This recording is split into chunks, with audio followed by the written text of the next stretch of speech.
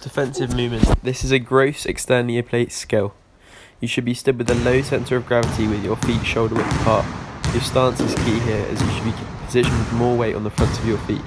They should be pointing straight ahead towards the opposite end of the floor. Your knees should be bent and your shoulders directly over them. Your hands are key for blocking interceptions. They should be positioned where you predict the ball may be passed or moved to. Your eyes should be constantly looking at the opposite player's waist or chest. This position should allow you to mark your player effectively by moving laterally back and forward, following the player to prevent them from driving or getting any further within the rules. Defensive movement is used when the opposition are attacking and you need to prevent them from getting close to the net or to block the shots or intercept the passes. Dribbling. This is a gross self-paced skill. The player should get control of the ball by spreading their fingers over the top and start to dribble by pushing the ball into the floor. Then use your hand, wrist and fingers in order to control the ball, keeping the ball at waist level. You keep your hand on the top of the ball so the rebound is accurate and you try not to let the ball touch your palm. Your movement should be on the balls of your feet whilst keeping your knees bent. Try to keep your body over the ball to protect it from anyone attempting to steal it. Dribbling is used over passing when you have free space in front of you. It is better here as you don't have any risk of interception and you can retain position to get into a better position for a pass or a shot. The overhead pass. This is a gross self-paced skill. When the player receives the ball, they should place each hand on either side whilst comfortably spreading their fingers on each side of the ball. The ball then should be positioned slightly above the head with your elbows at 90 degrees and tucked in as tightly together as possible.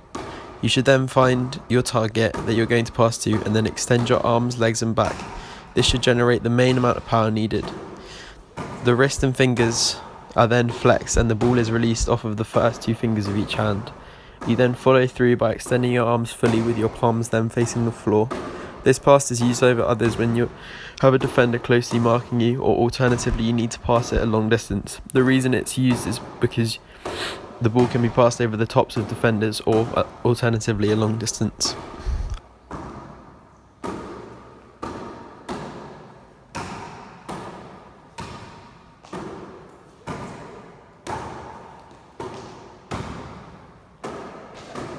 The bounce pass. This is a gross self-paced skill. When the player receives the ball, they should place hands on each side of the ball whilst comfortably spreading their fingers on each side.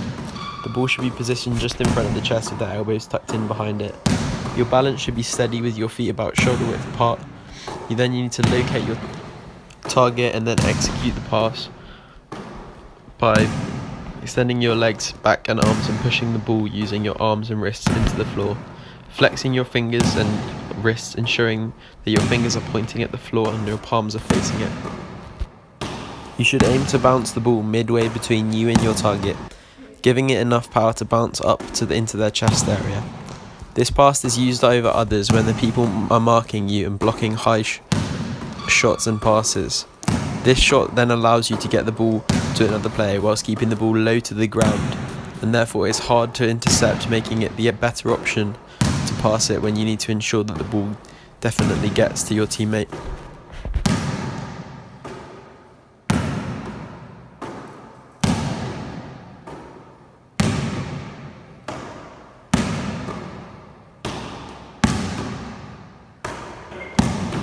The chest pass. This is a gross self-paced skill. When the player receives the ball, they should place each hand on either side, whilst comfortably spreading their fingers on each side of it. The ball should then be positioned just in front of their chest with their elbows tucked in behind it. Your balance should be steady with your feet about shoulder width apart. You then need to locate your target, and after that you execute the pass by extending your legs, back and arms. This creates most of the power needed for the shot. You then force your wrist and fingers through the ball whilst fully extending your arms, releasing the ball at its furthest away point from the body. You then follow through by pointing your fingers at the target with your palms facing the floor. This pass is most commonly used pass in basketball and is used over others when there is a clear gap between you and the target, because in that situation it is the most effective at getting it to your target quickly.